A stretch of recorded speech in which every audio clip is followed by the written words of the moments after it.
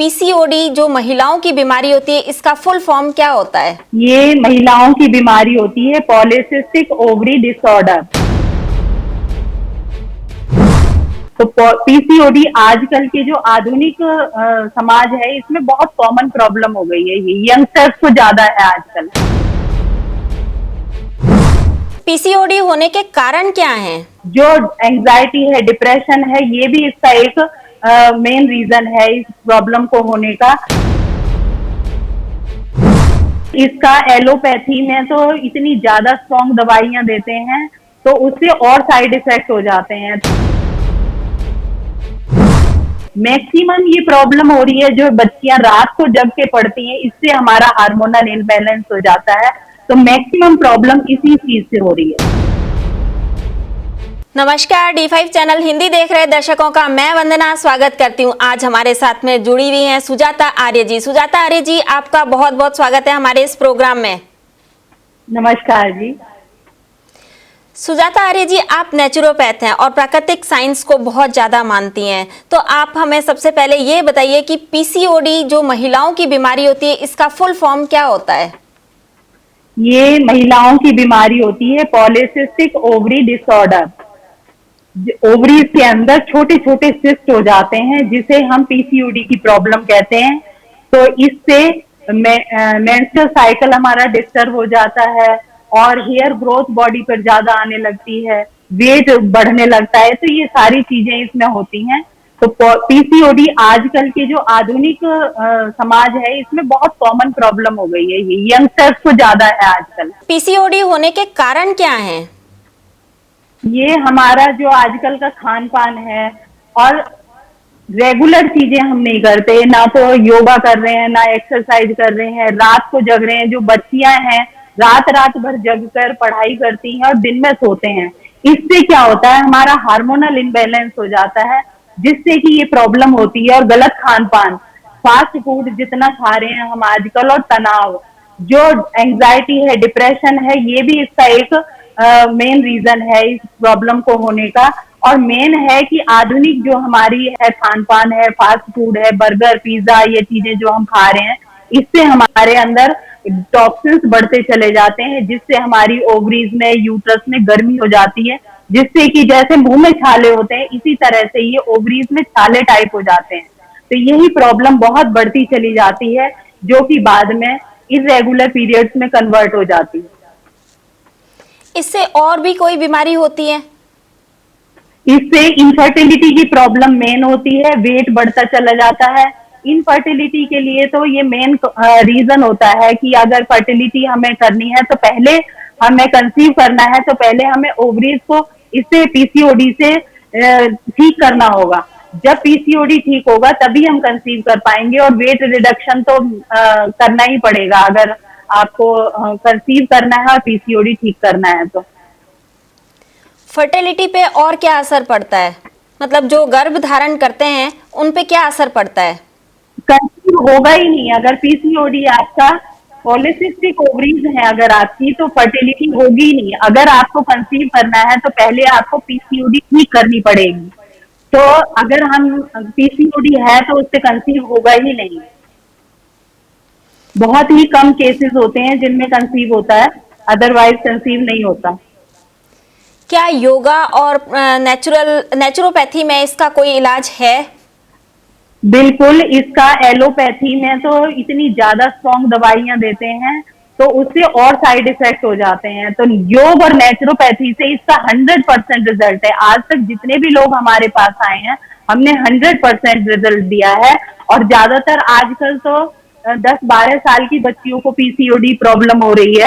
तो हम लोग योग और नेचुरोपैथी से डिटॉक्स करते हैं बॉडी को, और योग करवाते हैं, मेडिटेशन करवाते हैं, जिससे कि रिलैक्सेशन होता है माइंड का, और टॉक्सिन्स रिमूव करते हैं नेचुरोपैथी के द्वारा। स्टीम है, मसाज है, मड पैक है, हर्बल जूस है, पूरा आपका लाइफस्टाइल हम चेंज करते हैं। आपको सुबह से लेकर, जगने से लेकर रात को सोने तक क्या खाना है, कैसे रहना है, कितना प्राणायाम करना है, कितना आपने नेचुरोपैथी से डिटॉक्स करना है, तो ये सारा रूटीन हम बना कर देते हैं। और अगर कोई इंसान इस चीज को पूरी तरह से ठीक करना चाहता है, तो मैं आपको लास्ट में बताऊंगी कि आप ये चीजें करके घर में भी आप ठीक कर सकते हैं इस पीसीओडी की प्रॉब्लम को। लेकिन मेहनत लगती है, आपको एक टाइम टेबल सेट करना पड़ेगा।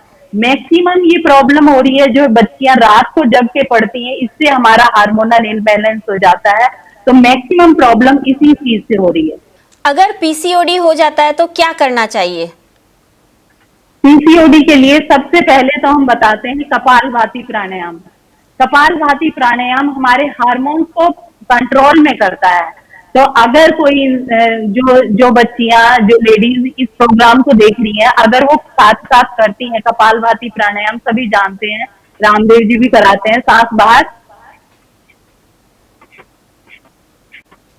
बाहर पेट अंदर। तो जब हम कपालभाति प्राणायाम करते हैं तो ये हमारे हार्मोन्स को कंट्रोल में रखता है, और जो हमारी पॉलीसिस्टिक ओवरीज हैं वो ठीक होना स्टार्ट हो जाती हैं। आपका ये पॉलीसिस्टिक डिसऑर्डर ठीक हो जाता है। खाने पीने में किन चीजों की सावधानी रखनी चाहिए? क्या खाना पीना खाने चाहिए और पीने क्या नहीं खाना पीना चाहिए? खाने पीने में सबसे ज्यादा जरूरी है, एक तो मैंने आपको बताया कपालभाति प्राणायाम करेंगे, अगर हो भी गया है तो खाली कपालभाति प्राणायाम 20 मिनट करिए डेली, सुबह खाली पेट। और पेट साफ करने का ध्यान रखिए कि कॉन्स्टिपेशन नहीं होना चाहिए, आपका पेट डेली क्लियर होना चाहिए। और खाने पीने में अगर मैं आपको एक चीज बताती हूँ कि आप खाली स्प्राउट्स लीजिए, मूंग, मोठ, मूंगफली और चना, चारों चीजें रात को पानी में डिप कर दीजिए, सुबह उसे पानी में से निकाल दीजिए, नेक्स्ट डे उनमें अंकुर निकल आएगा। तो जो अंकुर होता है, विटामिन B12 होता है इसके अंदर भरपूर मात्रा में, तो ये हमारी पॉलीसिस्टिक ओवरीज को ठीक करता है, और ये कंसीविंग में भी हेल्प करता है। जिन जो बच्चियां मैरिड हैं, जो बहनें मैरिड हैं, तो उन लोगों को अगर कंसीव करना है, और पॉलीसिस्टिक ओवरी कई बार होता है कि बहुत छोटी होती हैं, तो उसके साथ भी हम कंसीव कर सकते हैं। तो अगर ऐसा है तो आप प्राणायाम करिए और स्प्राउट्स लीजिए, मूंग, मोठ, मूंगफली और चना, ये चारों चीजों का अगर अंकुर लेते हैं, अंकुर उसमें लंबा निकलना चाहिए। अगर अंकुर नहीं है उसके अंदर, तो अगर आपने उसे तड़का लगा दिया या आपने उसमें बॉयल कर दिया, तो उसका अंकुर खत्म हो जाएगा, जिससे कि उसके अंदर विटामिन B12 बचेगा नहीं। अगर विटामिन B12 नहीं है उसके अंदर, तो वो इतना फायदा नहीं करेगा पॉलीसिस्टिक ओवरीज में जितना कि ज्यादा करना चाहिए। तो हमें कोशिश करनी है कि कच्चा अंकुर लेना है। जो अंकुर के अंदर विटामिन B12 होता है वो कच्चे अंकुर के अंदर है। अगर हमने उसे हल्का सा भी स्टीम कुक कर दिया तो वो दाल फॉर्म में आ जाएगा, उसका कोई फायदा नहीं है। अगर आपको पॉलीसिस्टिक ओवरीज हैं तो आपको मेरी एक ही सलाह है कि आप कच्चे अंकुरित खाइए, चाहे थोड़े से खाइए, इतना खा लीजिए चाहे कच्चा, लेकिन कच्चा होना चाहिए। तो जब हम ऐसे लेंगे, एक लाइफस्टाइल को अपना चेंज करिए। पूरा लाइफस्टाइल मैं आपको दिन भर का अभी बता देती हूँ। आप पूरा लाइफ स्टाइल ही बता दीजिए कि क्या करना चाहिए, कैसे करना चाहिए।